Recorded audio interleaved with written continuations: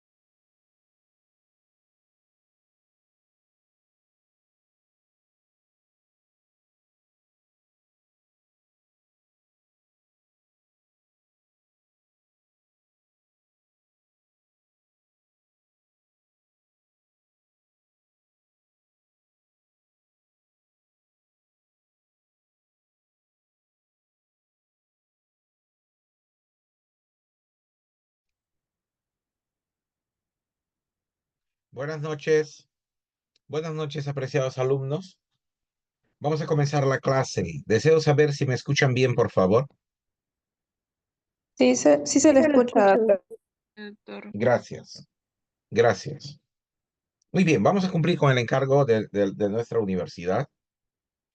Y el día de hoy vamos a hablar sobre manejo perioperatorio, entre otras cosas, ¿ya? Que deseo saber si tienen mi pantalla, por favor. Sí se ve, doctor.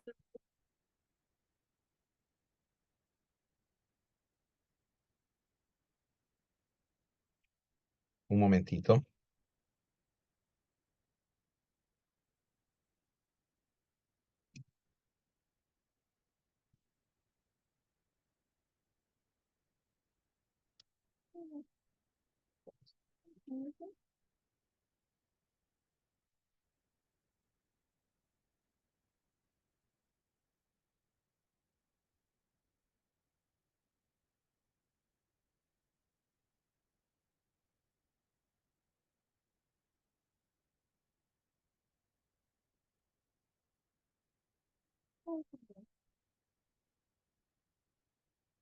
Ok, vamos a hablar el día de hoy sobre manejo perioperatorio, es decir, el intraoperatorio y el postoperatorio.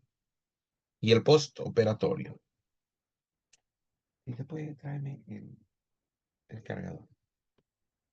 ¿Ya? Bueno,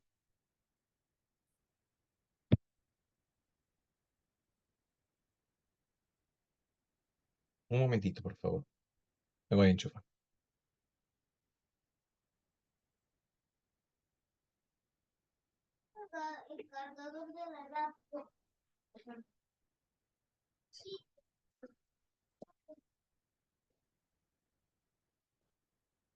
Muy bien.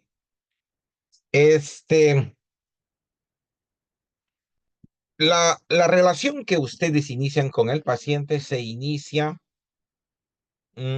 mucho antes de plantearnos inclusive una opción quirúrgica. Despacito, por favor.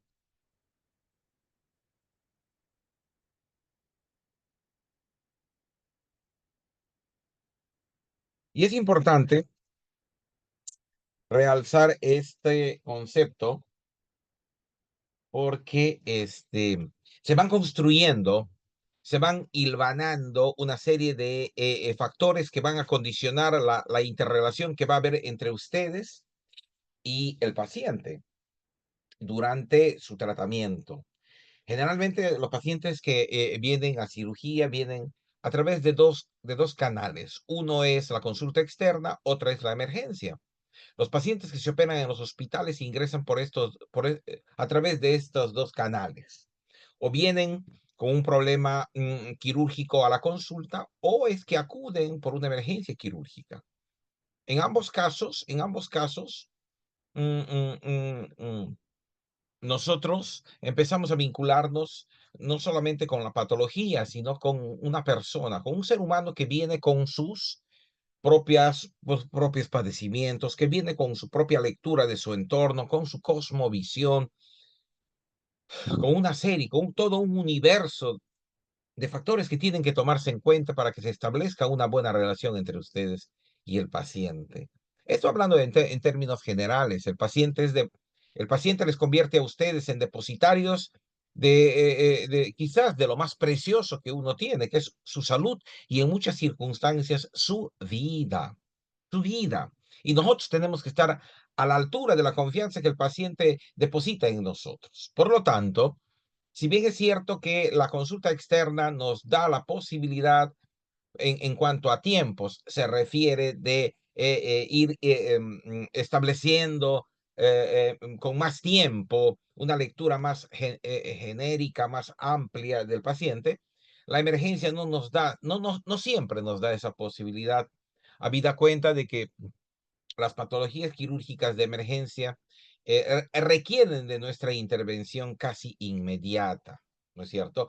No es igual un paciente que llega con una protrusión umbilical no complicada, que viene a la emergencia porque en todo caso se le ha encarcerado, se le ha atrapado su hernia y tiene que ser resuelto ya inmediatamente, con un paciente que viene por consulta externa con una patología que requiere de manejo electivo, programado, en donde nosotros tenemos oportunidad de prepararlo, digamos, construir la mejor condición posible del paciente antes de ser sometido a la cirugía.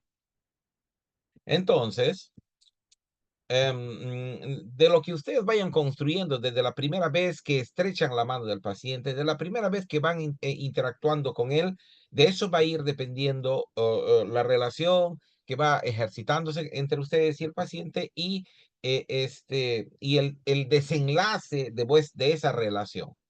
Entonces, en el preoperatorio es importante edificar una relación de confianza, de confianza. Eh, no se ha estudiado del todo este factor porque es bastante subjetivo y difícil de medir, pero la seguridad que tiene el paciente en ustedes de esa seguridad va a depender el desenlace del paciente. Entonces, los objetivos de del periodo, de la etapa preoperatoria es mejorar la seguridad del paciente, aumentar la calidad y calidez de la atención del paciente, es decir, ustedes no están trabajando con una máquina, están trabajando con una persona que va a requerir no solamente calidad en vuestra atención, sino también calidez, sensibilidad, humanidad. No hay otra profesión que nos permita establecer ese tipo de vínculo humano, ¿no? De eso va a depender el éxito que ustedes tengan. Va a disminuir la preparación del paciente, la tasa en que se cancelen las intervenciones quirúrgicas y con eso también el ahorro de costos hospitalarios. Ya hemos dicho, dos son los caminos, la consulta externa y la emergencia. Desde el principio vamos a empezar a identificar problemas. Miren, nuestros maestros nos han enseñado algo que lamentablemente con el advenimiento de todos los progresos científicos y tecnológicos, sobre todo tecnológicos, a veces olvidamos que es importante una buena anamnesis y un buen examen clínico reglado, ¿no es cierto? Tratando de ser lo más amplio posible, de tener una lectura no de una enfermedad del paciente, sino del paciente en todo el contexto posible, ¿ya? Entonces, identificamos los problemas, necesitamos información, mucha información. ¿Cuánta información? ¿Desde cuándo usted está enfermo? ¿Cuáles son sus molestias principales? ¿Cómo ha estado tratándose? ¿Qué otras comorbilidades tiene el paciente? ¿Qué medicación recibe? ¿Qué antecedentes quirúrgicos o médicos tiene el paciente? Su entorno, etcétera. Todo eso es información valiosa para entender, comprendiendo, asumiendo una concepción absolutamente genérica y contextual de que no se enferma un órgano, se enferma un ser humano, se enferma todo el organismo. Es decir, la lesión, la inflamación, el trauma de un determinado órgano condiciona la enfermedad del organismo en conjunto, ¿ya? Y bueno, luego de que nosotros establecemos a través de la anamnesis, una buena anamnesis, una presunción en cuanto al diagnóstico, pues nosotros vamos a solicitar exámenes de laboratorio y de imágenes. Doctores, está muy frecuentemente ya enraizado, un poco que se ha metido en nosotros de pedir exámenes.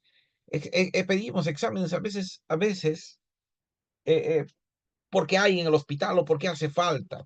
Los exámenes de laboratorio tienen que tener una lógica en cuanto a su solicitud, porque estos exámenes, los datos que vamos a tener de laboratorio y de imágenes van a ir a confirmar o a descartar una presunción diagnóstica. Por lo tanto, no se puede solicitar todo. Vamos a ver, te pido de todo para ver qué tienes, ¿no es cierto? No, eso no es una buena lógica. La solicitud de un determinado examen tiene que estar motivado por una presunción o para confirmar o para descartarla, ¿ya? Luego, hemos estado hablando qué comorbilidades hay, qué factores de estas comorbilidades pueden venir a agravar o en todo caso aligerar la carga mórbida, ¿no es cierto?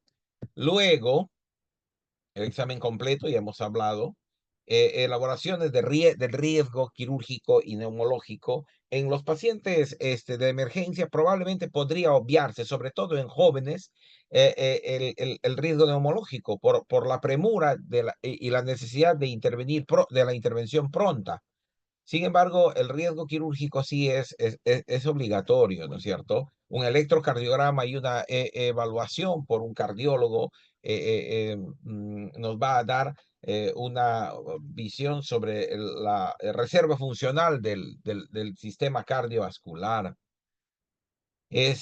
Otra vez, si el paciente tiene que entrar en la condición óptima posible. No estamos hablando de aquel paciente que está llegando con una lesión por arma blanca en abdomen, que tiene que ser, digamos, muchas veces los pacientes en la emergencia, ustedes saben, ingresan desde la calle hasta el quirófano, ¿no? No tenemos tiempo de detenernos en exámenes, en pruebas de laboratorio, en imágenes, no tenemos tiempo porque está en juego, digamos, la vida del paciente. Y ese paciente tiene que ser intervenido y ya. Quizás no es la condición más óptima, pero es la condición en que nos impone la emergencia. Así que, sin embargo, en condiciones de consulta, en condiciones de una cirugía electiva o programada, pues el paciente tiene que entrar en la mejor condición posible. El día de hoy hemos pasado visita en nuestro pabellón y este y hemos tenido que dar de alta una paciente que ha ingresado para una colecistectomía laparoscópica, digamos, electiva, y sin embargo la paciente presenta un resfrío, la paciente está con tos, está con congestión respiratoria alta, entonces este paciente no está en la condición más óptima y le hemos sugerido el alta hasta que la paciente, digamos, pase esta condición respiratoria, esta enfermedad respiratoria, y podamos hospitalizarla de nuevo, ¿no? A eso nos referimos. Tiene que entrar en la condición más óptima posible. Esa vesícula puede esperar una semana o 10 días hasta que la paciente cure. ¿Ya? La hemos tenido que dar de alta. Claro, el paciente a veces eso no lo entiende, pero si ustedes saben explicar y sobre todo si han podido hilvanar relaciones de confianza entre el paciente y ustedes, pues el paciente lo va a entender. Se tiene que establecer un plan, no vamos a un abdomen, no entramos a un abdomen a improvisar, ya existe un plan, si se quiere, preliminar para lo que vamos a hacer, ¿no es cierto? Y este es algo importante, el punto número 8, en donde se habla de la información a la familia y el consentimiento informado. La ley prevé que podemos entrar sin consentimiento informado en caso de una emergencia, en caso de que entre un paciente que viene siendo traído por el SAMU, por una ambulancia o por un privado, lo traen a la emergencia, el paciente tiene que ser operado porque inmediatamente, eso la ley obvia. Y en algunos casos tenemos que hacer junta médica para, digamos, corresponsabilizarnos entre las especialidades que participan en la junta médica, ¿no? Sin embargo, si eso es posible, hay que informar al paciente y a la familia sobre la condición en que está entrando el paciente y lo que se prevé y la potencialidad del advenimiento de una serie de riesgos y factores que pueden agravar su enfermedad. En ese sentido, es bien importante hablar con la familia, hablar con el paciente, con todos los acompañantes y establecer un vínculo de información amplia sobre la condición del paciente y lo que se prevé encontrar y hacer. A ver, se pide, pues, digamos, los exámenes, digamos, más genéricos, si es que el paciente no presenta comorbilidades y hagan necesario la solicitud de otros exámenes más específicos. Pero va un hemograma, digamos, una glucosa, urea, creatinina, un perfil de coagulación, tiempo de protrombina. Hay quienes piden tiempo de coagulación, tiempo de sangría, de repente proteínas totales para ver el estado nutricional del paciente con fracciones. es decir, proteínas totales y las fracciones, es decir, albúmina y globulina. Pedimos un examen completo de sangre, un hemograma. Nosotros, para pacientes selectivos, pedimos serología para sífilis, sida y hepatitis, y básicamente una medición. Ahora, si el paciente presenta otro tipo de comorbilidades que hagan necesario la solicitud de otro tipo de exámenes, pues también lo vamos a solicitar. De lo que hemos estado hablando, si se necesita un análisis de gases arteriales y electrolitos en sangre, pues también se lo vamos a pedir. Perfil renal, hepático, un electrocardiograma, evaluación por el cardiólogo para que nos dé el riesgo quirúrgico, ya vamos a verlo un poco más adelante, exámenes de imágenes si fueran necesarias, ¿no es cierto?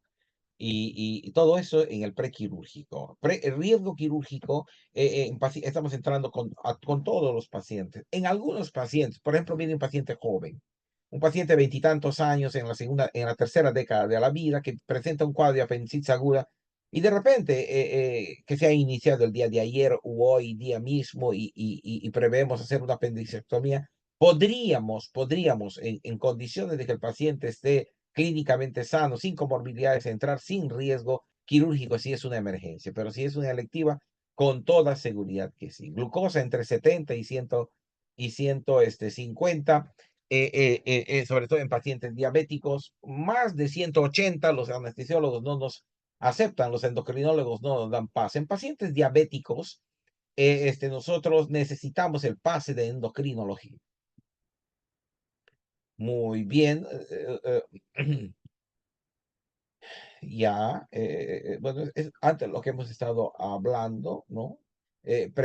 Si es que nosotros consideramos que el paciente va a necesitar sangre por la pérdida que está teniendo o el paciente está anemizado, pues tenemos que tomar en cuenta eso, inmediatamente hacer la gestión de la sangre para hemotransfusiones o intraoperatorio o en el postoperatorio, ¿ya? Mm, Otros test de embarazo en mujeres fértiles, en edad fértiles, tomando en cuenta la fecha de última menstruación. El día de hoy en la emergencia hemos atendido a una paciente joven que viene después de una liposucción y lipotransferencia y ella, digamos, presenta signos de infección de la zona en donde se le ha lipotransferido y en el test de embarazo que se le ha solicitado, pues sale gestando. Yo le decía, señorita, ¿y por qué usted durante la gestación, por qué no lo ha hecho antes de la gestación? Y es que la paciente no sabía que estaba gestando cuando hace una semana fue a hacerse su liposucción y su lipotransferencia. Entonces, el test de embarazo, si lo habrían hecho entonces los cirujanos plásticos, yo creo que lo habrían desaconsejado para, si es que en todo caso insiste en la necesidad de lipoimplantarse o liposuccionarse, pues hacerlo después de la gestación, ¿no? Es un manejo inconveniente. O sea, han ido a una liposucción y lipotransferencia en una paciente gestante, ¿no? Albúmina nos va a dar el grado de nutrición, lo podemos pedir, y las serologías que yo he hablado con ustedes, ¿ya? Y entonces, de acuerdo al tipo de procedimiento, nosotros podemos prever la pérdida sanguínea, ¿no? Depende del volumen, el tiempo operatorio y del diagnóstico del paciente. La Asociación Americana de Anestesiología ha establecido esta clasificación de riesgo quirúrgico. Probablemente ustedes ya lo conocen, aún así vamos a repasarlo levemente, porque esta es una clasificación ampliamente aceptada y usada, ¿no? El riesgo 1, RQ1, es un paciente sano, joven, sin perturbaciones de ningún tipo, orgánicas, fisiológicas o psiquiátricas, digamos, una enfermedad localizada, ninguna alteración sistémica o generalizada. Típicamente un paciente con apendicitis que puede estar cursando con un día de enfermedad, ya tiene el diagnóstico, es un joven de 27 años y que no tiene ningún tipo de comorbilidad ni limitación funcional u orgánica alguna, ¿ya? Grado RQ1. RQ2 es una enfermedad sistémica leve que no le limita ni funcional ni orgánicamente, que es causada por la enfermedad actual o por otros procesos asociados.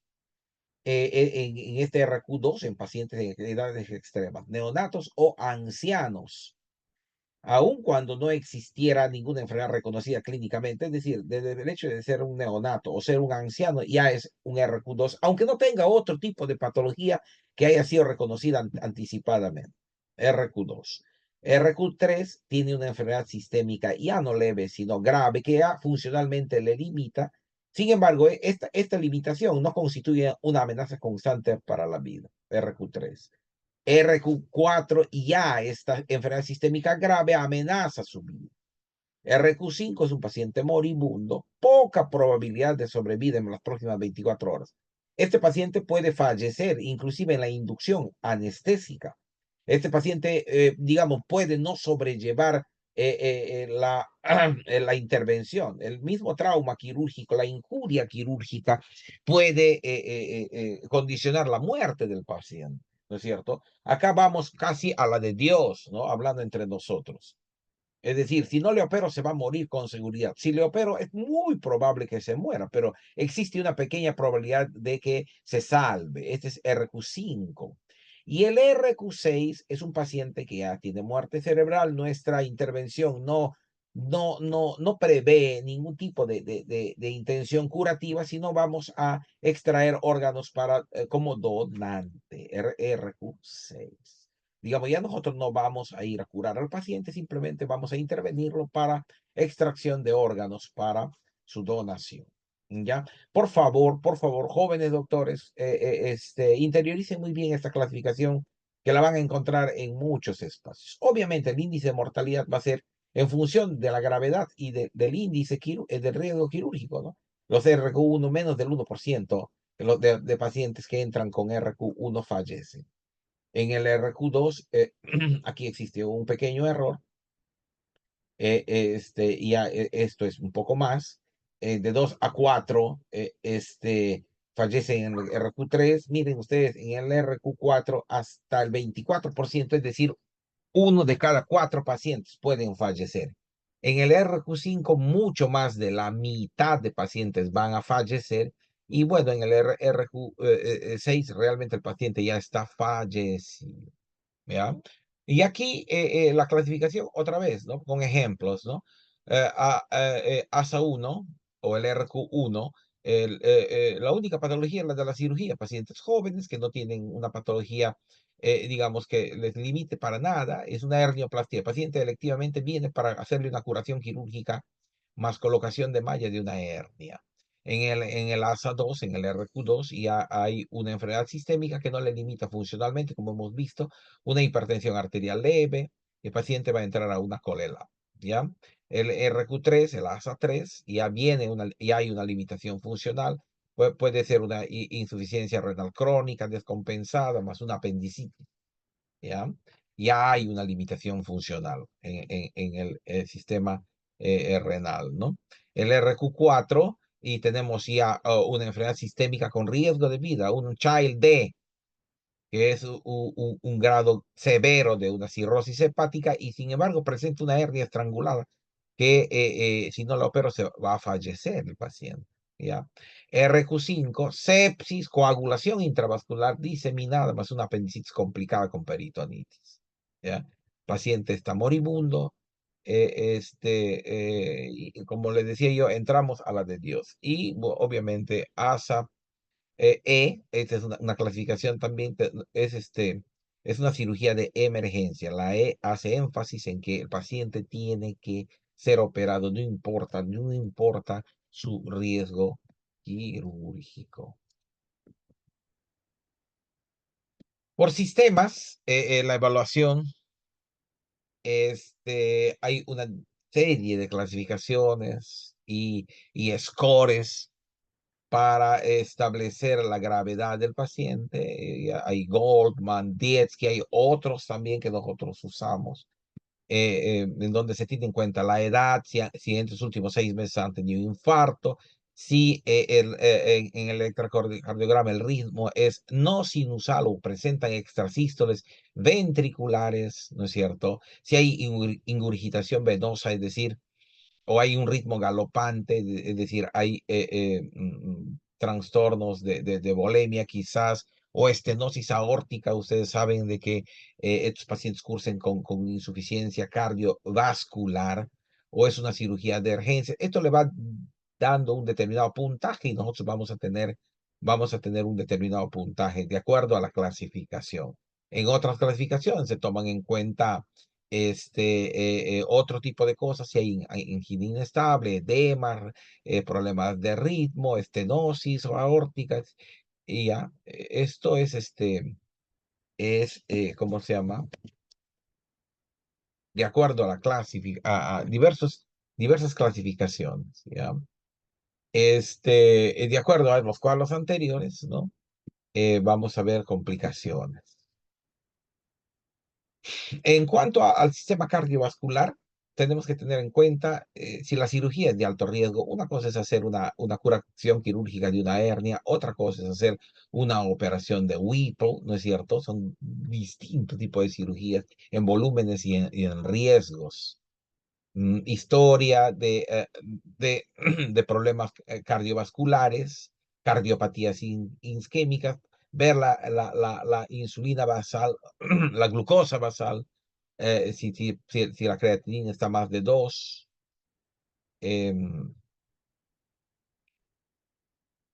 mm, un momentito, por favor. Omarcita, estoy en clase, te llamo luego. Y bueno, seguimos estableciendo criterios sobre la relación cardíaca. Normalmente esto hacen los cardiólogos, sin embargo, nosotros tenemos que tener conocimientos generales sobre esto. ¿Ya? Este, mm, Vamos a correr un poquito aquí.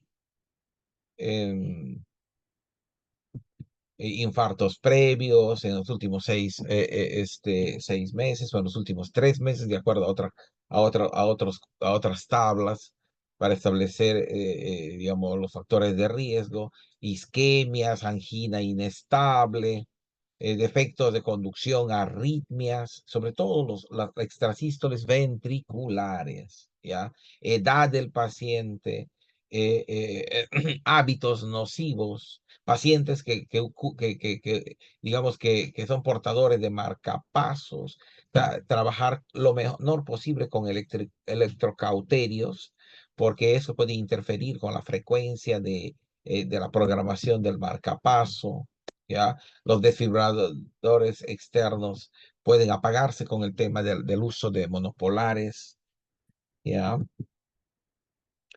Este, mm, bueno, si es una cirugía de emergencia, pues nosotros no tenemos mucha opción, ¿ya? No tenemos mucha opción. Pero si el paciente no es de emergencia, tenemos que, otra vez, descartar un problema coronario agudo que está, digamos, concomitante con la cirugía, con la condición quirúrgica que está viendo nuestra atención, que está generando nuestra atención. ¿Qué medicamentos usan? Pacientes que a veces vienen mira, el uso de la aspirina como un anticoagulante en pacientes que tienen factores de riesgo para tromboembolias, etcétera.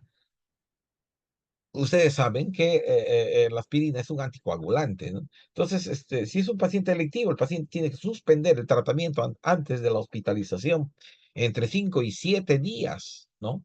Porque si no, vamos a tener problemas de sangrado.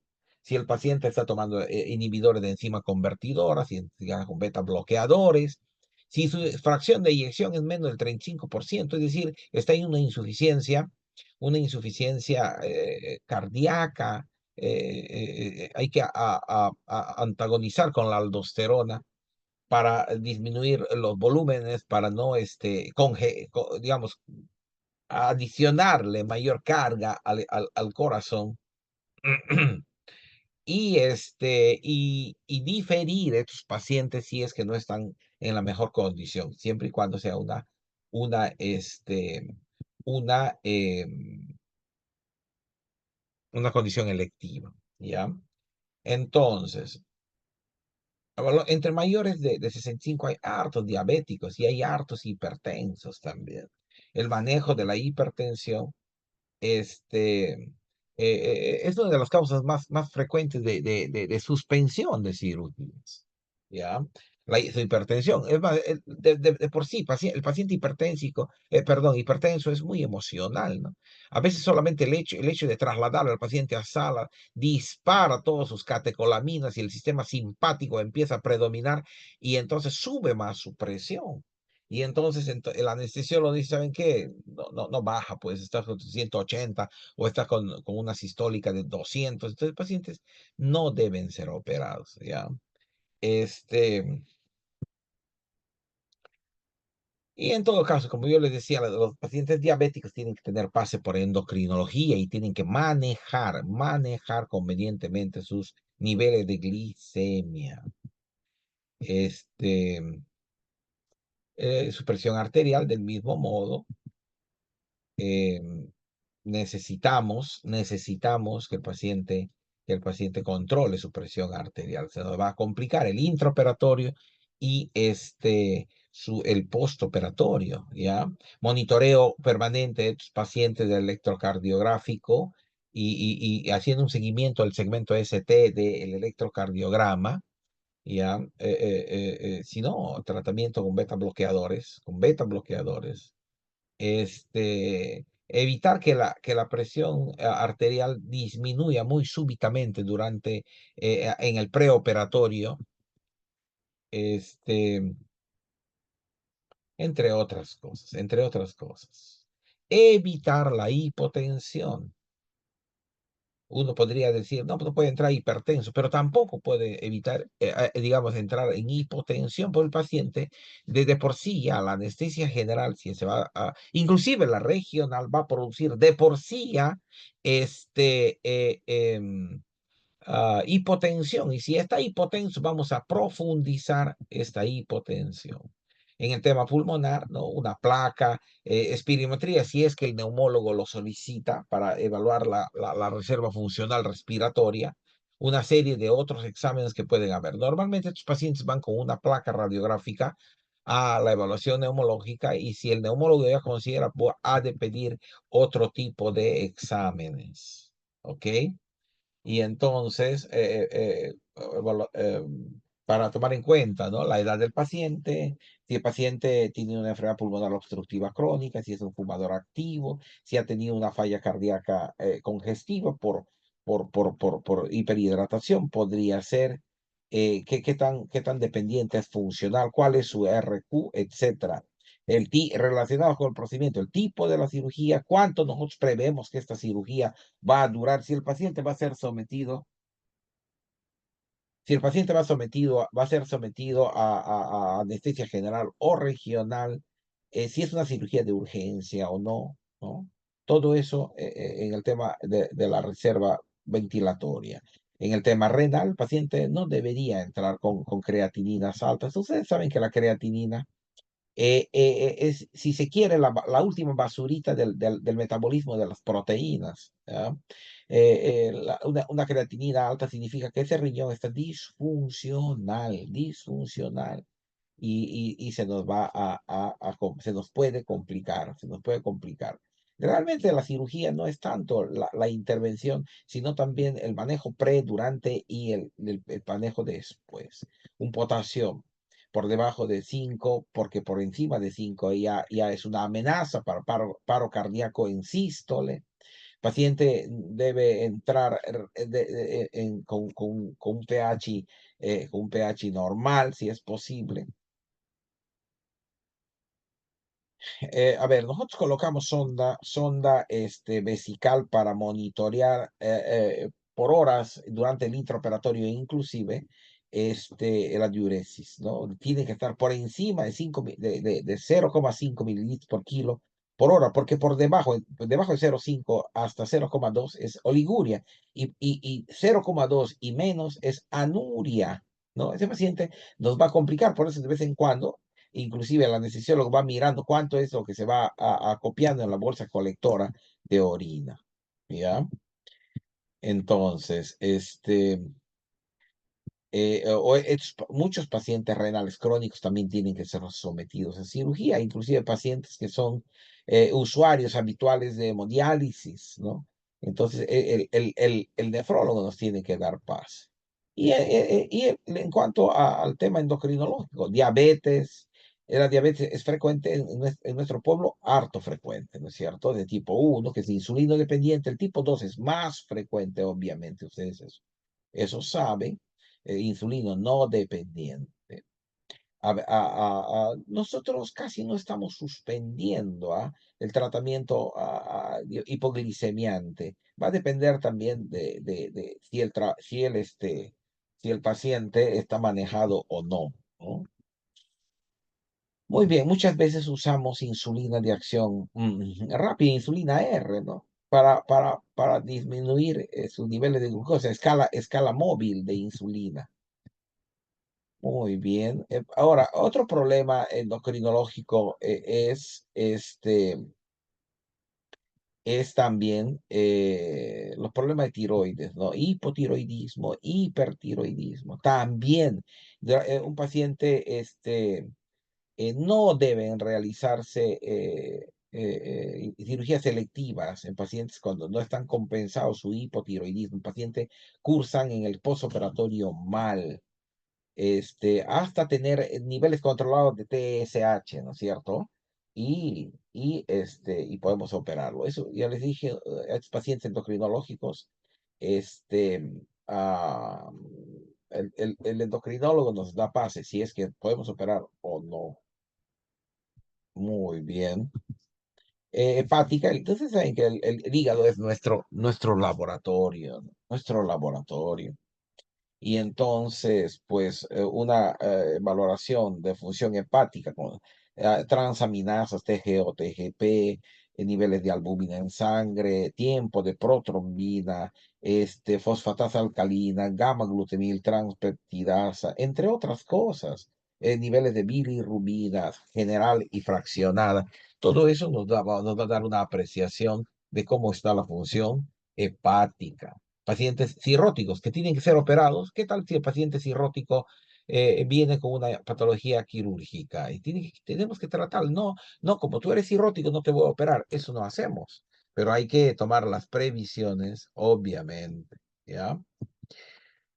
Y la profilaxis trombovenosa y pulmonar. Nosotros deberíamos usar medias elásticas o vendaje elástico intermitente en miembros inferiores. Habida cuenta que no tenemos esas posibilidades, pues ponemos vendas elásticas para evitar la venostasis y sobre todo en pacientes con riesgo, ¿no es cierto? Fibriladores, etcétera, o antecedentes de tromboembolias, ¿ya? Si es mucho más si son sometidos a cirugías muy prolongadas. Y en el postoperatorio inmediato tenemos que activar rápidamente al paciente. Los factores de riesgo para tromboembolias, la edad, neoplasias, inmovilización muy prolongada, tipo de cirugías también muy prolongadas, traumas asociados a la entidad quirúrgica que está condicionando la intervención. Si ha tenido tromboembolias anteriores, pacientes sépticos, ustedes saben, la sepsis conlleva la formación de trombos, ¿no? Embarazo, anticonceptivos orales, enfermedades cardíacas, ya hemos dicho, pacientes fibriladores, síndrome nefrótico, hipercoagulabilidad y varices. Medias elásticas de compresión intermitente o graduada, compresión neumática intermitente, y usamos heparina de bajo peso molecular, como es la enoxaparina en estos pacientes. Evitar los anticonceptivos orales más o menos entre un mes y medio antes de someterse a la cirugía. Muy bien, eh,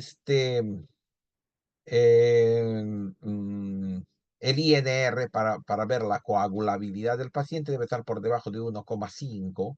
Si no, hay que plasmearle al paciente para mejorar su tiempo de protrombina, ¿no? Con plasma nos manejamos bastante bien, lo que obviamente no siempre hay, pero en la medida de que se pueda, por favor, si no van a tener problemas, les va a sangrar el paciente cuando los cuando los operamos. Suspender el uso de heparina de pacientes usuarios de enoxaparina habitualmente, suspenderlos un día antes, y a partir del día siguiente hay que de nuevo instaurar el tratamiento antitrombótico, ¿ya? Usamos vitamina K usamos enoxaparina. En situaciones especiales. Ideal posponer las cirugías electivas para después del parto. Sin embargo, cuando eso no se puede hacer, el mejor, entre comillas, mejor momento para operar es el segundo trimestre. Ustedes saben que el primer trimestre está asociado a la organogénesis y el tercer trimestre está asociado a partos prematuros. El útero está muy sensible, podemos desencadenar durante el acto quirúrgico la actividad de parto, ¿ya? Y entonces se van a dar partos pretérminos. Entonces, eso. En pacientes con HIV, digamos, esto no viene a tener mucha importancia. En pacientes igual hay que operarlos, ¿no es cierto? Obviamente hay que tomar muchas más precauciones para con estos pacientes. Muy bien, hasta ahí si hay preguntas, por favor, doctores. Hasta ahí si hay preguntas. Y hemos dicho, entre 5 y una semana previamente hay que suspender la aspirina y esa suspensión hay que mantener durante el postoperatorio. Vamos el postoperatorio se va a dividir en inmediato. En inmediato, o sea, estamos hablando de los primeros 2 días, el inmediato después de los 2 días y el tardío ya luego de transcurridos, si se quiere, después del tercer o cuarto día, ¿ya? El tratamiento multidisciplinario, monitoreo del paciente, no solamente de la patología quirúrgica que nosotros hemos operado, es decir, cómo está la herida, cómo están los drenes, etcétera, etcétera, cómo está el abdomen, los bordes, y todo eso, sino todo, multidisciplinariamente. La cirugía es un arte que requiere de conocimientos generales de todas las patologías posibles.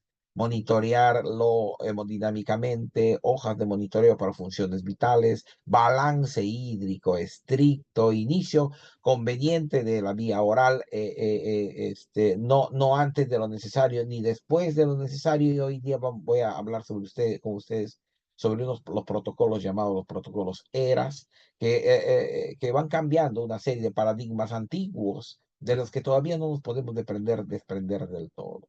Y entonces van a tener ustedes la gratitud de un paciente, del paciente, y desenlaces favorables. ¿Ya? Luego, vamos a hablar ahorita de... no me hace caso.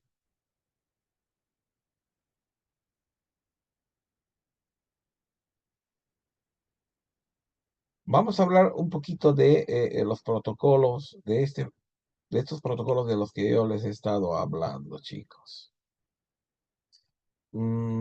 Esta iniciativa nace de un conjunto de médicos, me parece han sido daneses o noruegos, que han ido acopiando datos que aporta la evidencia científica, ¿ya?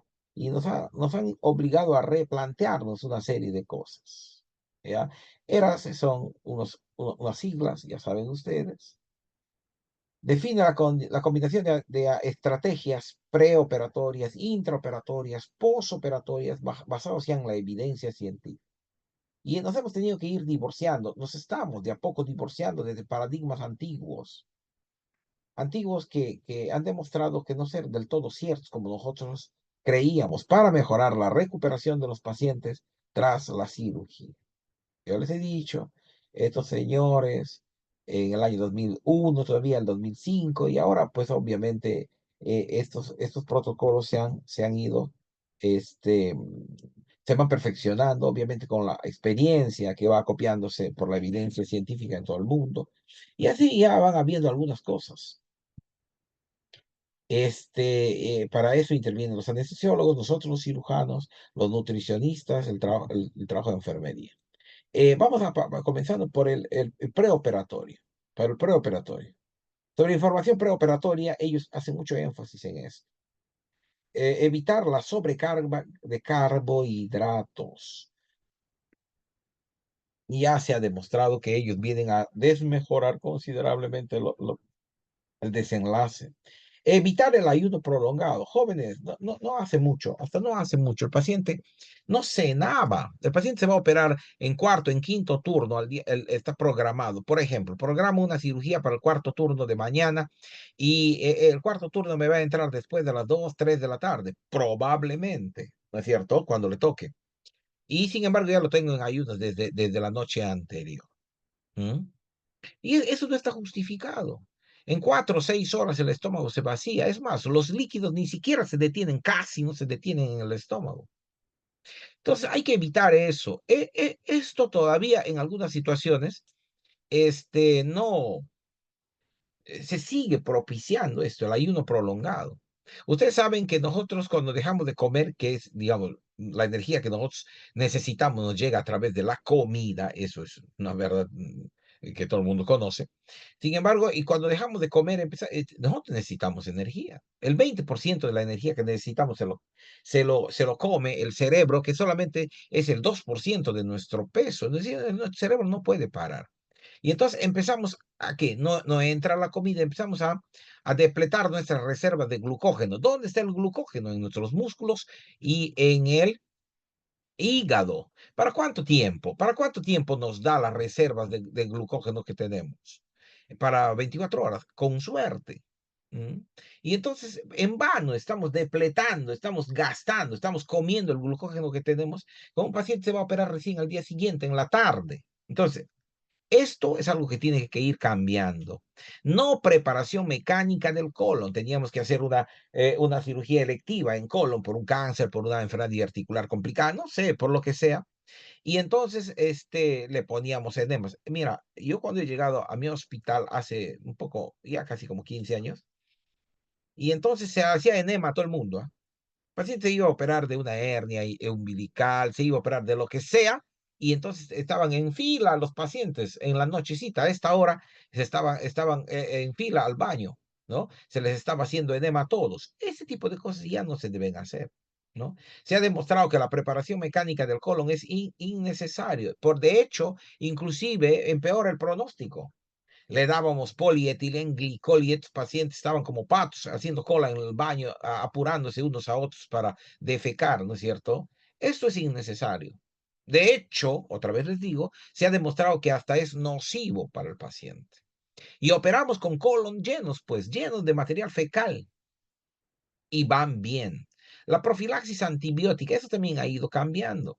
Eso también ha ido cambiando. Ya vamos a ir viendo un poco más adelante en qué.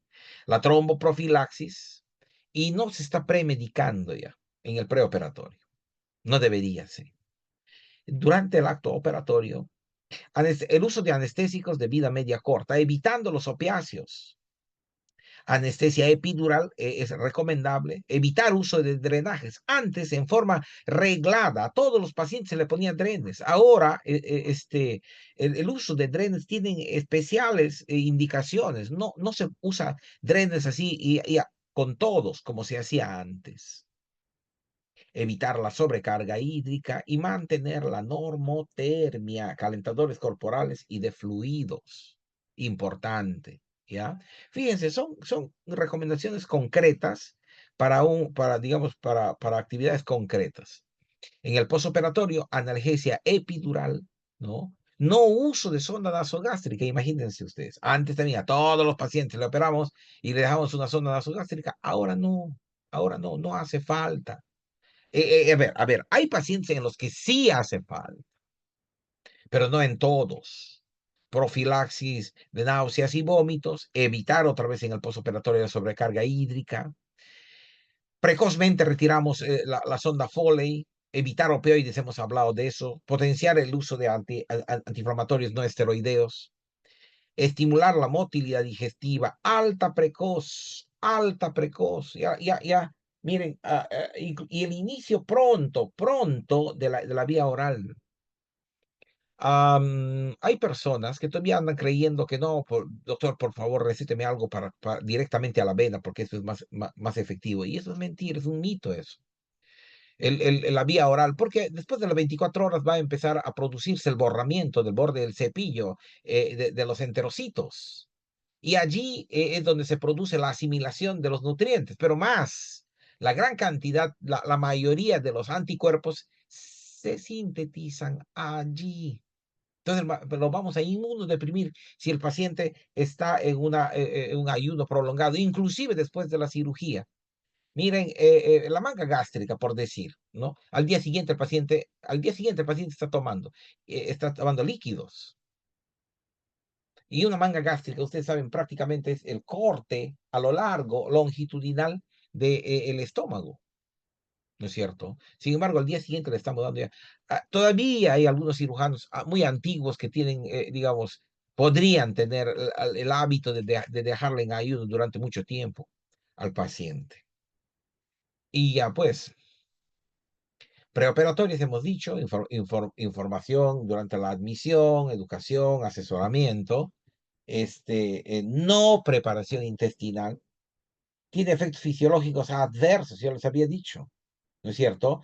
Se atribuye a la deshidratación, hay algunos laxativos que propician trastornos no solamente hídricos, sino también electrolíticos. Y está asociado a ilio postoperatorio. Cuando nosotros queremos que los intestinos y todas las vísceras arranquen lo más pronto posible para instaurar ya la vía oral. Sin embargo, el uso de estos laxativos se asocian al ilio prolongado postoperatorio. ¿Ya? Ayuno prolongado ha sido una práctica habitual en la creencia que reduce el riesgo de aspiración pulmonar en cirugías selectivas. Nunca ha habido ninguna evidencia detrás de esta verdad, entre comillas. ¿Ya? 2 horas antes de la cirugía no aumenta la prevalencia de complicaciones. Yo le he dicho que los líquidos ni siquiera casi se detienen en el estómago, ¿no? Con cada contracción del estómago, entre 20 y 30 mililitros pasan al duodeno. Si ustedes toman un vaso o una taza de 250 en unos cuantos minutos, ese líquido ya no está en su estómago. ¿Ya? Luego, la medicación. No deben rutinariamente recibir sedación o la llamada premedicación.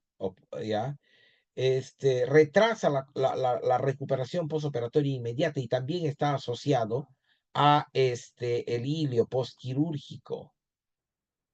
Deben usar medias de compresión neumática intermitente para evitar la venostasis, sobre todo en pacientes que, que van a ser sometidos a cirugías prolongadas. Y si hay cirugías muy prolongadas en el postoperatorio, inclusive en el preoperatorio, debemos iniciar con enoxaparina, teniendo en cuenta de no hipocoagularle, que nosotros nos vendría mal en la cirugía.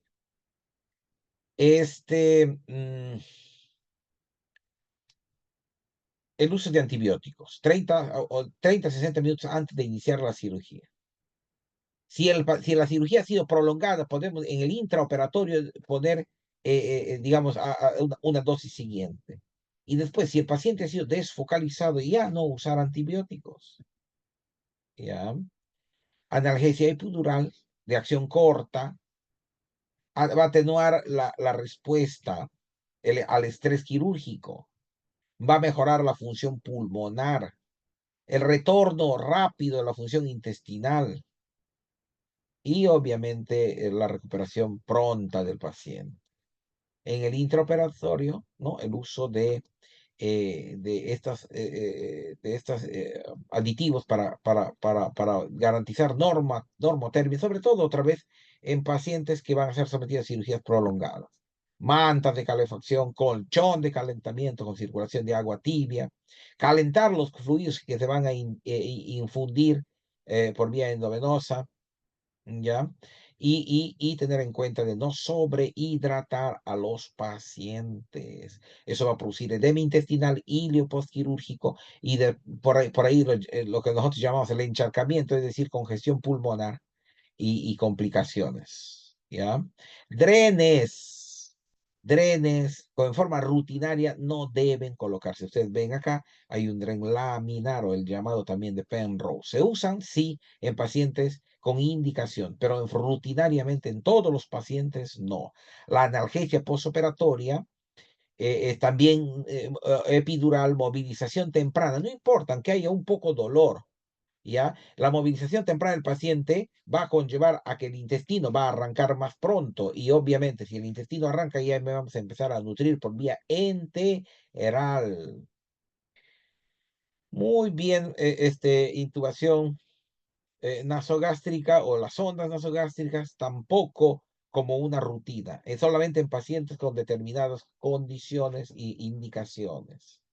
Y obviamente tan pronto como sea posible, hay que recomenzar con la nutrición por vía enteral, por la boca, movilización temprana para evitar las complicaciones respiratorias, sobre todo, y la movilización más la pronta instauración del apoyo nutricional van a dar buenos resultados. Muy bien. Preguntas hasta ahí. Preguntas hasta ahí. Chicos, jóvenes, doctores, ¿están ahí? Esa es mi pregunta. Sí, yo por mi parte no tengo dudas, doctor. Gracias, Yubitsa, gracias. Vamos a hablar un poco sobre nuestro abdomen, sobre nuestro abdomen.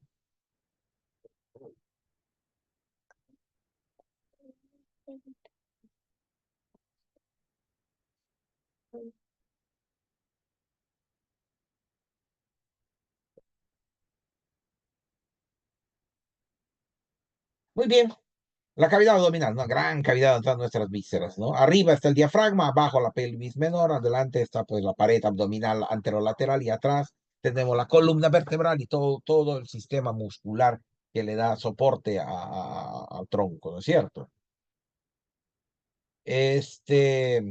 Hay una serie de divisiones, hay dos tipos de divisiones que ustedes ya conocen, no me voy a detener ahí. Trazamos dos líneas verticales paralelas a la línea media, en los puntos medio claviculares y, dos horizontales, ¿no es cierto? En el reborde costal y en la espina ilíaca. Y va a tener nueve regiones, ¿no es cierto? ¿Quién no sabe esto? Yo de verdad, yo voy a ser reiterativo, yo sé que ustedes esto conocen, sin embargo, están los hipocondrios, derecho, izquierdo, el 6 es el epigastrio, ¿no? El 9 es el mesogastrio, el 12 es el hipogastrio, es decir, epimeso-hipogastrio, 8 y 10 son los flancos abdominales, y el 11 y el 13 son las regiones ilíacas, ¿no es cierto? Esto ustedes conocen. Ahí está lo que hemos estado hablando nosotros. El hipocondrio derecho e izquierdo, el 2 y el 3, el 1 el epigastrio, el 4 el mesogastrio o la zona umbilical, o paraumbilical si se quiere, o periumbilical, perdón, los flancos izquierdo y derecho, la fosa ilíaca derecha e izquierda y el hipogastrio.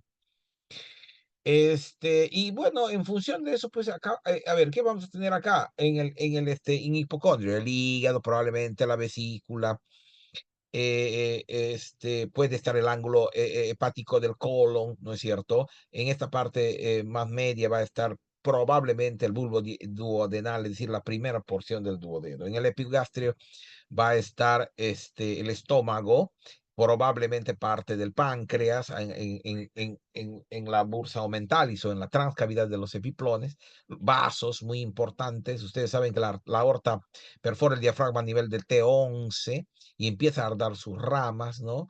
La primera rama, la arteria diafragmática inferior o frénica inferior, luego viene el tronco celíaco, que es un vaso bien importante por el flujo que tiene y que está, digamos, está saliendo directamente a la aorta abdominal, la arteria mesentérica superior, los vasos gonadales, las arterias renales, etc. En el hipocondrio izquierdo, En el hipocondrio izquierdo va a estar el vaso, perdón, el epigastrio va a estar parte del hígado también. El hipocondrio izquierdo va a estar el vaso, la flexura esplénica del colon, ¿no es cierto? Parte quizás de la curvatura mayor del estómago. En el flanco derecho va a estar el riñón derecho, el uréter, es decir, la parte proximal del uréter derecho, el colon ascendente, quizás parte del ciego, la flexura hepática del colon, parte del colon transverso. En el mesogástrico, claro, y asas delgadas, obviamente. En el mesogástrico van a haber asas delgadas, sigue discurriendo hacia abajo la aorta abdominal, ¿no? A nivel de L4 se va a bifurcar en dos ilíacas comunes, una derecha y una izquierda, las que a su vez se van a bifurcar en ilíaca interna, externa, tanto al lado derecho como del lado izquierdo. Acá va a estar grandes vasos, ¿no? Grandes vasos también, pero asas delgadas. En el flanco izquierdo va a estar la flexura esplénica del colon, parte del colon transverso, el colon descendente, el riñón izquierdo, la parte proximal del uréter y asas delgadas. En el hipogastrio va a haber asas delgadas, ¿no? Yeyuno, ilium. Va a estar en mujeres, se va a proyectar el útero, la vejiga, el colon, el sigmoides, la parte superior, la mitad superior o el tercio superior del recto, y en la fosa ilíaca derecha va a estar el colon, asas delgadas, digamos el ciego, perdón, el apéndice, asas delgadas, va a seguir discurriendo el uréter derecho por este lado, en el otro lado obviamente va a haber lo mismo, aquí va a haber el sigmoides, la fosa ilíaca izquierda, el sigmoides, parte del descendente, asas delgadas también, y bueno, en general más o menos eso es lo que tenemos, ¿no es cierto? Acá está lo mismo que hemos hablado, ¿no es cierto? Lo mismo que hemos hablado. Muy bien. Ahora, hay una división también por cuadrantes. El peritoneo es la capa de tejido conectivo que va a cubrir las vísceras y la pared abdominal. Desde el punto de vista funcional o estructural, perdón, nosotros dividimos el peritoneo en dos, pero que no se entienda que hay dos peritoneos, no, es una sola capa y de acuerdo a dónde se extiende lo vamos a dividir a diferenciar, a discriminar en peritoneo parietal, es decir, el peritoneo que cubre la pared del abdomen y peritoneo visceral que cubre las vísceras. Ahora, no todas las vísceras están cubiertas por el peritoneo, ¿ah? Hay unas que están intraperitoneales, hay otras que están extraperitoneales, ¿ah? Y entonces, una membrana muy delgada, formada por capas, tiene una capacidad absorptiva impresionante. De hecho, ustedes saben que el peritoneo se usa para hacer diálisis también, más o menos en un corte sagital. Ese es el trayecto del peritoneo. Aquí tenemos el peritoneo parietal que está cubriendo la pared abdominal anterior por la parte interna, luego va a ir a cubrir al hígado que está intraperitoneal, excepto la parte posterior que no está cubierto por el peritoneo. Aquí está el epiplón menor, llamado epiplón menor, que está conformado por dos estructuras, el ligamento hepatoduodenal y el ligamento hepatogástrico. Luego está el estómago y del estómago va a venir el epiplón, ¿no? No se ve acá. Bueno, y acá están las fases del gas, todas, gracias al mesenterio, están cubiertos, están intraperitoneales. Entonces, el peritoneo visceral va a formar repliegues, mesos o mesenterios, epiplon, fascias, ligamentos, etc. Propiedades mecánicas, pues nos sostienen, hemodinámicas, tiene relación al flujo sanguíneo y a los mecanismos de circulación, y protectoras, una barrera defensiva a microorganismos. Y aislamiento térmico, intercambio, es muy, muy potente la capacidad absorptiva que tiene el peritoneo, ¿ya? Y hemos hablado, peritoneo parietal cubre las vísceras, perdón, la pared, y aquí está de azul, y el peritoneo visceral cubre las vísceras, y aquí está otra vez. El peritoneo visceral es insensible, pero el parietal está sumamente inervado, ¿ya?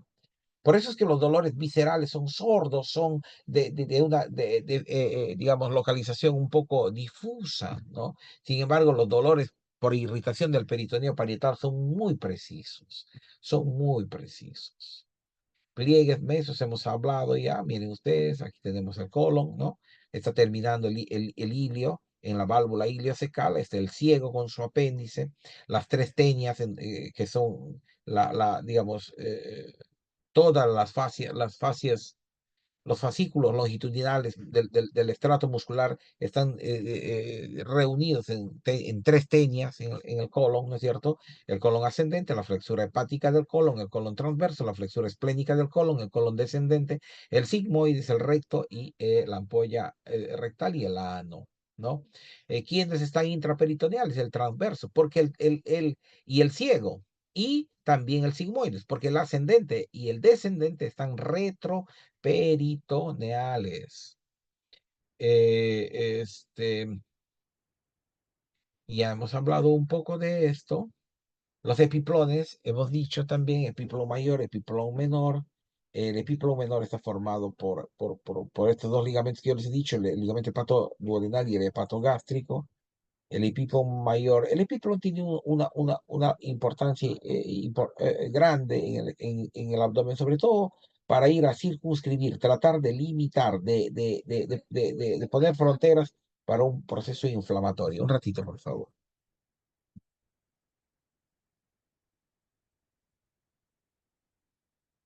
Ya. Muy bien. Una serie de ligamentos. Estos ligamentos que se nombran acá son aquellos que están participan en la fijación del hígado, ¿no? El ligamento falciforme, el ligamento coronario, el ligamento redondo del hígado, los ligamentos triangulares que están en la parte posterior y los frenocólicos que van desde el diafragma hasta los ángulos tanto hepático y esplénico del colon. Ya, el redondo, falciforme, coronario. Muchas gracias. Preguntas, por favor, jóvenes.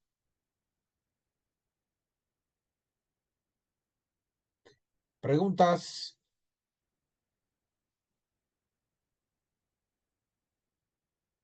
Están ahí, juventudes. Sí, doctor, yo al menos sí entendí la clase. Muchas gracias. Sí, doctor, muchas gracias. Gracias Gracias, a ustedes. doctor. Gracias a ustedes. Me dispensan, me perdonan el retraso. Estuve saliendo de guardia y vine rapidito a la casa para estar con ustedes. Que tengan buenas noches, que estén siempre bien. Buenas noches, doctor, gracias. Gracias, doctor. Gracias, doctor. Hasta luego. Chao.